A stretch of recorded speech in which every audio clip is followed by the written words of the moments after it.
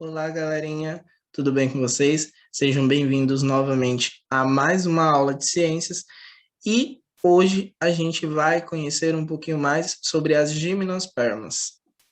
Bom, então somente um segundo para que eu consiga compartilhar os slides com vocês para darmos início à nossa aula de hoje.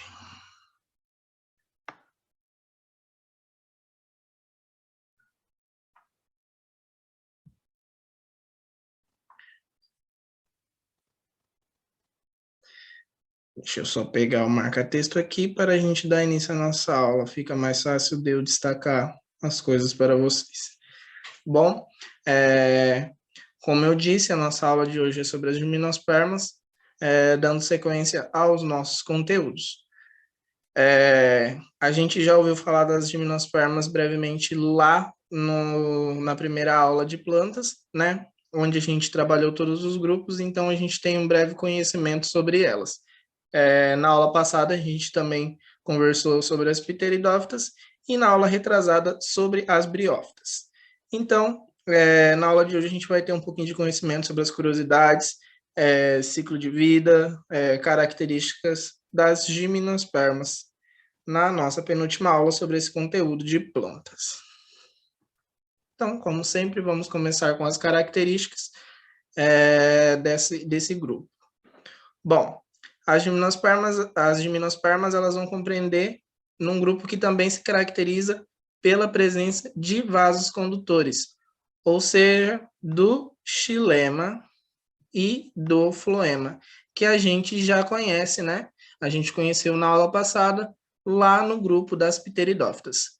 Então, a partir lá das pteridófitas, os outros dois grupos também possuem vasos condutores. Todos vão ser o xilema e o floema, tá, pessoal? E a característica marcante desse grupo são as sementes. Esse grupo, a partir dele, se encontra as sementes. Então, em gimnospermas e em angiospermas, a gente pode encontrar sementes. As espécies incluídas nesse grupo, né, das gimnospermas, elas são lenhosas e são utilizadas muito na fabricação do papel.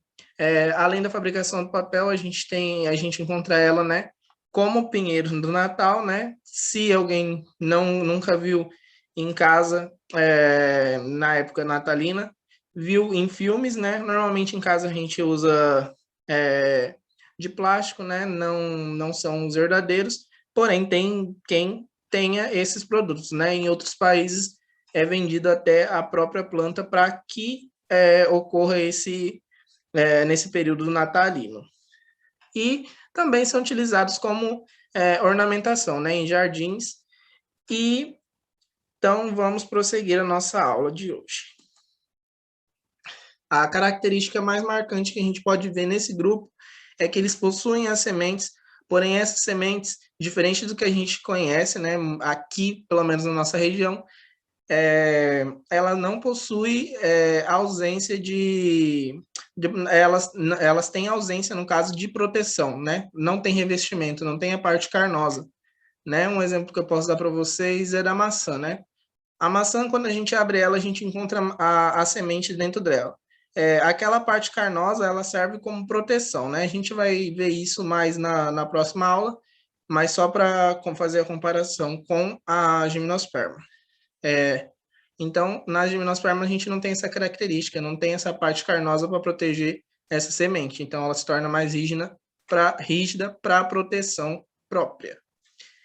E, diferente das briófitas e pteridófitas, como a gente pode ver que elas são elas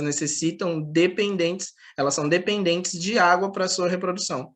A partir aqui das gimnospermas, elas não necessitam mais da água para sua reprodução. Porém, como eu disse, tem exceção na maioria das regras da ciência. E tem um grupo que a gente vai ver mais para frente que ele necessita sim, porque ainda possui um gametófito com flagelo que, para se locomover, precisa de algo líquido, né? No caso, a água. Bom, Nas gimnospermas, a gente não observa a presença de flores. Isso é uma característica somente das angiospermas, né? Flores e frutos. Aqui a gente só vai ter a característica das sementes. Esses daqui são alguns exemplos, né, de semente das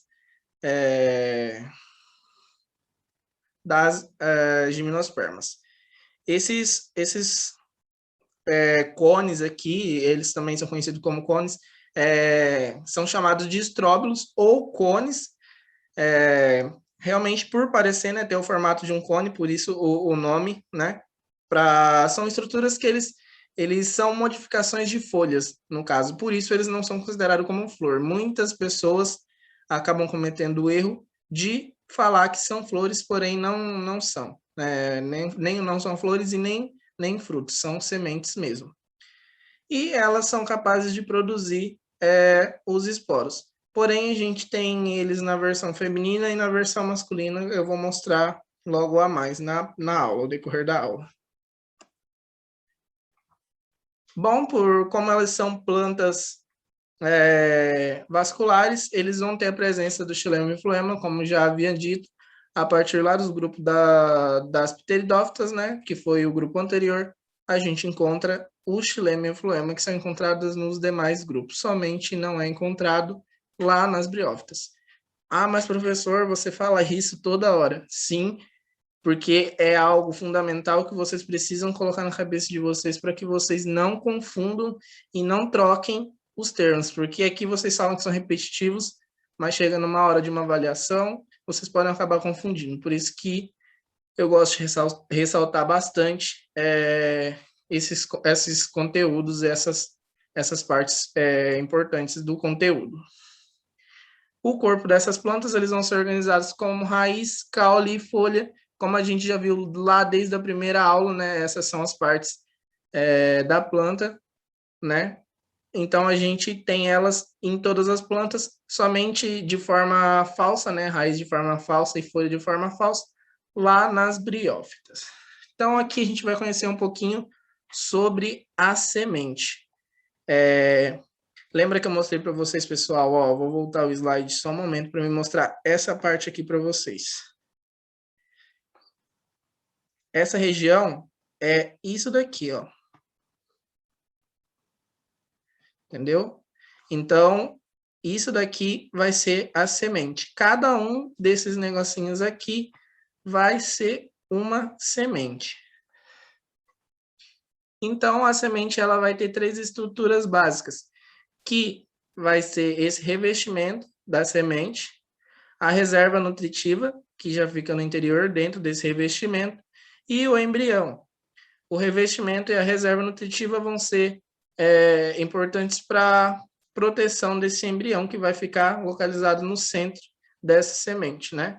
Vai servir como proteção. Por isso eu disse já nas angiospermas, essa semente ela é bem mais protegida, né? Tem essas partes, mas ainda tem a parte carnosa para ser bem mais protegida do que as demais. Bom, vamos agora conhecer o ciclo de vida das gimnospermas. Bom, aqui a gente vai trabalhar com uma forma, existem outros meios de reprodução, mas aqui a gente vai trabalhar com a reprodução das araucárias, para a gente ter um exemplo.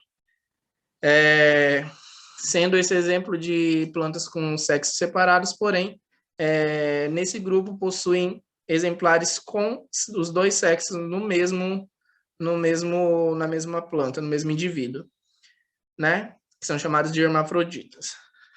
Aqui, então, a gente vai notar que o cone masculino, né, o estróbilo masculino, ele é bem pequeno, ele é localizado sempre na ponta dos galhos, né? Ele tem uma diferença bem grande com o feminino. O feminino, ele é mais grande, então, no caso, ele é maior do que o masculino, que daí, no caso, fica fácil de você fazer a diferença quando vocês verem eles pessoalmente. Caso vocês forem lá para a região de Curitiba, é mais fácil ter essa visão, porque lá tem essas plantas. Depois, logo mais, eu vou explicar por que é mais fácil encontrar lá, e na nossa região não possui tanto, né? Porque às vezes a gente até pode encontrar, mas não são plantas naturais daqui da nossa região. Bom, A gente começa aqui no ciclo com essas plantas já adultas para a gente ter um exemplo, né? Porque a gente precisa dos estróbilos para iniciar essa reprodução. O cone masculino, ele vai ter, em cada partícula dele, pedacinho dele, vai ter os esporos, vários esporos. Que aqui eles vão ser chamados de grãos de pólen, pessoal, diferente dos outros, né, que eram somente os esporos. Então, aqui, esses grãos de pólen, eles vão, a partir do vento, aqui a gente nota a diferença, pessoal, porque lembra que lá nas pteridófitas e nas briófitas, eles precisavam de, como eles tinham flagelos, eles precisavam de água para se locomover, né? Aqui não, aqui é através do vento, principalmente o vento, né? Mas por animais, né? Que podem levar esses grãos de pólen na hora que relam, né? Pegam na semente, eles podem espalhar esses grãos de pólen para chegar até o cone feminino. Mas a maioria das vezes isso ocorre pelo vento mesmo. Então, dando o exemplo do vento, quando o vento bater aqui nessa parte do cone masculino, vai se soltar essas partículas que são os grãos de pólen, e esses grãos de pólen, eles vão entrar no cone feminino, né? E no cone feminino vai ter o ovário, né? E esses grãos de pólen vão entrar dentro do ovário e começar a fecundação, que aqui a gente tem o exemplo, né? A semente do embrião. Aí é aquelas 3 partes que eu disse para vocês aqui da planta, que vai ter o revestimento, a reserva nutritiva e o embrião ao centro. Ele vai ser formado, então, pela fecundação dos grãos de pólen lá no centro, né? No gameto feminino, que é o ovário. Aí vai começar a formar o esporófito, né, que é a fase dominante dessa planta, assim como da pteridófita, aqui também é o esporófito a parte dominante. Então, essa semente, né, em solo, né, porque, como a gente sabe, as sementes elas precisam estar dentro do solo, aí a gente tem a água, né, porque o solo precisa estar bom para que ocorra o nascimento desse indivíduo. Porém, o que ressalta aqui na água é que elas não são dependentes para fazer o ciclo, entendeu? Elas são dependentes para a vida como todos os outros seres, né? Dependem de água. Porém, elas não dependem exclusivamente na hora da reprodução. Elas conseguem fazer isso pelo vento ou por outros meios, né? As briófitas e pteridófitas só conseguem com a água. Então, com um solo bom, com nutrientes, né? Então, a gente começa a ter aqui a germinação, onde vai acontecer, nascer o broto, né? Com raiz, o caule e as folhas desse indivíduo, para que cresça, né? Aqui temos o exemplo da araucária jovem, e que cresça as araucárias adultas, tendo sexos separados, né? Araucária do sexo masculino e do feminino. As do sexo masculino, só ressaltando, vai ter os cones ou estróbilos masculinos, e a araucária adulta do sexo feminino vai possuir o cone ou estróbilo feminino. Ressaltando sempre que esse é um tipo de reprodução. Existem várias outras meios de reprodução nesse grupo, né? Cada ser, cada indivíduo, né, vai ter um meio. Porém, aqui a gente usou o da araucária. Existem também, só lembrando de novo, plantas que possuem os 2 sexos, então elas são chamadas de hermafroditas. Aqui, pessoal, ó, lembra que eu acabei de falar, né, das plantas que possuem os 2 sexos? Esse daqui é um exemplo. Do pinheiro, viu? Aqui a gente tem o estróbilo masculino, lembra que eu falei que vai ser sempre na ponta dos galhos, ó? Aqui a gente encontra o estróbilo masculino, ou cone, para ficar, não sei qual que fica mais fácil para vocês. E aqui é encontrado o grão de pólen, né? Nessa estrutura é encontrado o grão de pólen, que a partir do vento. No caso, eles vão sair daqui e chegar até o estróbilo feminino, né? Eles entram dentro dessa estrutura onde vai ter o ovário e onde começa a fecundação desse indivíduo, né? Vai soltar aqui dessa parte a estrutura, né? Essas estruturas, cada uma dessas, lembra que eu falei, cada uma dessas partes aqui é uma semente, então cai e daí nasce a planta. Mas, ó, lembram que eu falei da diferença de tamanho? Olha o tamanho do estróbilo masculino, bem pequeno, e o estróbilo feminino aqui, num tamanho bem maior do que eles, né? Então, aqui, no caso, o feminino tem uma estrutura bem maior do que a do masculino. Lembrem disso para não confundir, viu, pessoal? Então, agora vamos para a classificação dessas plantas. Bom, elas são divididas em 4 filos, onde a gente vai conhecer agora um pouquinho mais deles, né? Então, aqui a gente tem como primeiro a Coniferofita, que é, sem dúvidas, né, o maior grupo e mais conhecido, né, entre a gente. A gente tem 600 espécies distintas nesse grupo, mas as mais conhecidas vão ser o pinheiro, né? Que quem não viu um pessoalmente, a gente já viu pelo menos na televisão, né? E lembram que a gente falou dessa daqui já em outra aula, a sequoia, né? A maior árvore do mundo é a sequoia. Então, a gente tem ela aqui nesse grupo, nesse filo especificadamente. É a maior árvore que a gente encontra. Para você ver, não cabe nem na foto, né? A dimensão dela é muito grande, ó. Tem as pessoas aqui, ó. E olha o tamanho desta árvore. Incrível, né? Até parece que não é real, né? Só vendo mesmo de verdade para acreditar. Então, vamos para o próximo. Aqui a gente tem as cicadófitas, que é o grupo com gametos flagelados. Lembra? Flagelados, ou seja, precisam de água para locomoção. Elas também têm a característica marcante por lembrarem as palmeiras. Viu, pessoal? Por conta das folhas, ó. Parecem muito a palmeiras. E, então, a gente tem como exemplo aqui as cicas. Essa daqui é uma cica feminina. Essa aqui vai ser a estrutura reprodutiva feminina. E aqui a gente tem uma cica, né? Uma planta, um indivíduo masculino. E esse daqui vai ser a estrutura reprodutiva dela masculina. Então, vamos para a próxima. Aqui a gente tem a Ginkgófita. Pessoal, perdoem se eu estiver errando a pronúncia, viu? Que esse daqui é um grupo que é o único que possui apenas uma espécie, viu? Que é o Ginkgo biloba. Eu acho que a maioria de vocês possam já ter ouvido, porque é um medicamento, né? Tem um medicamento desta planta que é bem utilizado entre as pessoas, né? Então, pode ser que vocês já tenham ouvido falar esse nome. Talvez não pela árvore, mas pelo remédio. E aqui a gente também encontra o gametófito masculino flagelado.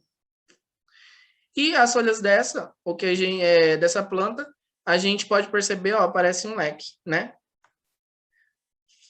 É muito parecido com um leque. Aqui a gente tem o outro grupo que possui 3 silos dentro dele. Opa, perdão pelo risco aqui. Esses aqui eu não vou nem arriscar o nome, porque com certeza eu vou errar.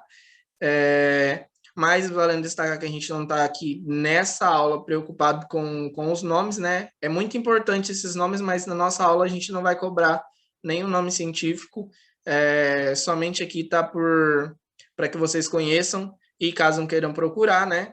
Estudar mais, vocês possam ter esses meios. Então, aqui a gente tem essa planta aqui, que ela pode viver até 2000 anos, né? É bem interessante. E ela parece muito uma flor gigante, né? Bem com uma aparência bem feia, mas uma flor. Como eu já disse em outras que eu falei que era feia também, vale muito do gosto da pessoa, né? Pode ser que tenha gente que ache essa plantinha bonita. Aqui a gente tem o guinetum, que é esse segundo, né? Esse daqui. Ó, aqui a gente pode ver a estrutura também reprodutiva dessa planta. E a efedra, que é essa última aqui. Essa daqui. Eu falei para vocês que eu não desenho muito bem, vocês já podem ter percebido, né? E são similares à inflorescência. Podem parecer, muitas pessoas podem confundir com flores, mas não é flor, né? Inflorescência, no caso, vai partir de alterações com a folha mesmo, né? Não tem nenhuma característica com as flores, porque flores só vão ser encontradas lá nas angiospermas, que é o próximo grupo que a gente vai estudar. E agora, um pouquinho sobre as curiosidades desse grupo, que eu particularmente gosto bastante. São plantas que definitivamente conquistaram o ambiente terrestre. Ah, mas professor, e as pteridófitas não tinham essa definição? Não, gente. Por quê? Porque eles ainda eram dependentes da água. Então, eles não eram, eles estão presentes no ambiente terrestre, porém, eles ainda dependiam muito da água. Aqui, a partir das gimnospermas, elas são definitivamente terrestres, porque elas não têm dependência total da água, entendeu? Elas conseguem fazer esse processo sem água. Então, a partir daqui, a gente tem indivíduos definitivamente inseridos no ambiente terrestre. Como a gente já destacou várias vezes, as gimnospermas elas não produzem frutos, apenas sementes, né? Os frutos eles vão ter a função de revestir a semente, porém aqui a gente não tem essa característica. Então, elas estão principalmente em zonas temperadas, né? Frias, no caso, porém elas também podem se localizar em climas tropicais, que é o nosso caso, né? Porém, por isso que eu disse que aqui na nossa região não é encontrada, né? A gente vive num clima mais quente. Lá em Curitiba, que é uma região já mais fria, a gente pode encontrar essas plantas com maior, né? Com maior variedade de espécies, porque lá tem um clima mais frio que é propício para essas plantas, né? Aqui já é mais quente, então não é algo que elas gostem, mas ainda assim a gente pode ver. Porém, elas não têm origem daqui, né? São plantas exóticas, que no caso tiraram do lugar de origem delas e colocaram na nossa região.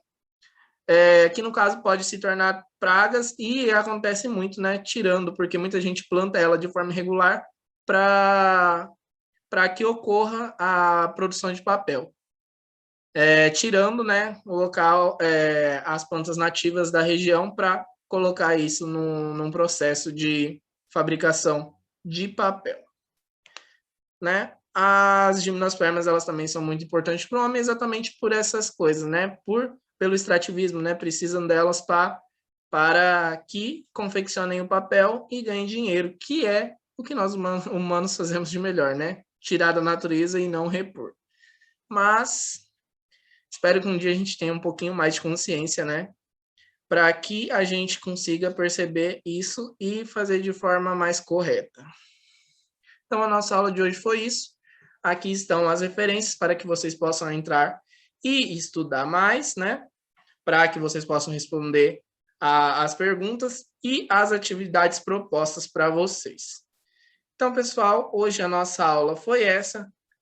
Muito obrigado pela companhia. Espero vocês na próxima aula, que é a última, sobre as angiospermas. E aí a gente dá finalização no nosso conteúdo de plantas. Muito obrigado, pessoal.